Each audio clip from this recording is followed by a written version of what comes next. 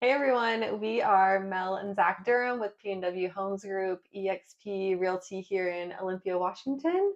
We wanted to start this video by talking a little bit about where you should get started when you're thinking about purchasing a home. We get that question a lot where it's like, how early is too early to start researching and start looking at houses and doing all the things. So we thought we would break it down in this video and explain to you kind of the ideal timeline of what that will look like. So whether you're buying your first house or you've already purchased a home and you're looking for your next house, first thing you're going to want to do is figure out what you can afford. So you should start by interviewing lenders.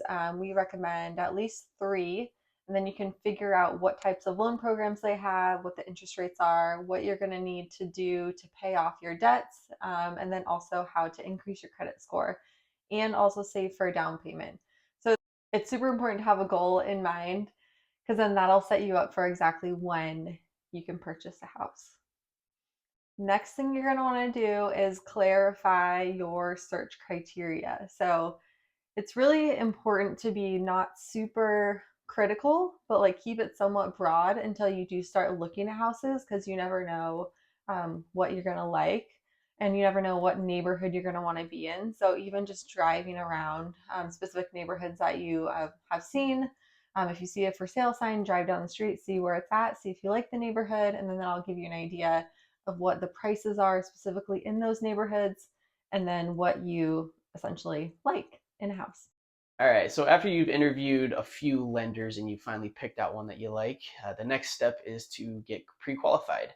This will tell you how much you can afford, and you can talk to your lender and they can figure out what your mortgage rate is going to be. Once you have that number, then the next step is to call an agent and we can start touring homes together.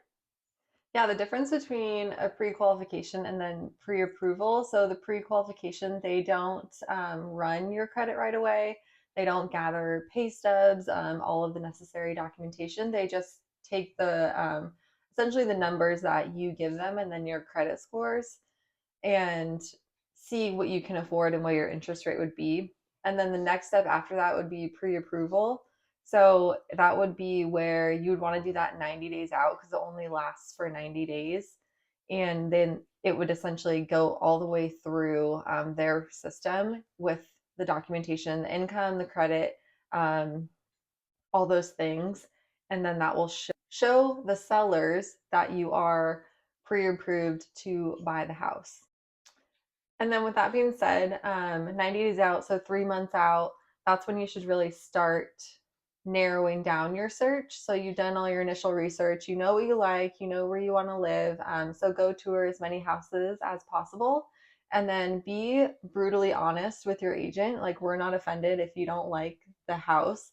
Specifically, tell us, and then that gives us a better understanding of your likes and dislikes, and then it will perfect our recommendations and our strategies for you. So, overall, what we want you to take away is there's not a right time. Like, I mean, I think everyone's situation is different, whether you're in a lease or whether you are still in a home that you're looking for a new home, so you have to sell your current house, or if you're just a new home buyer.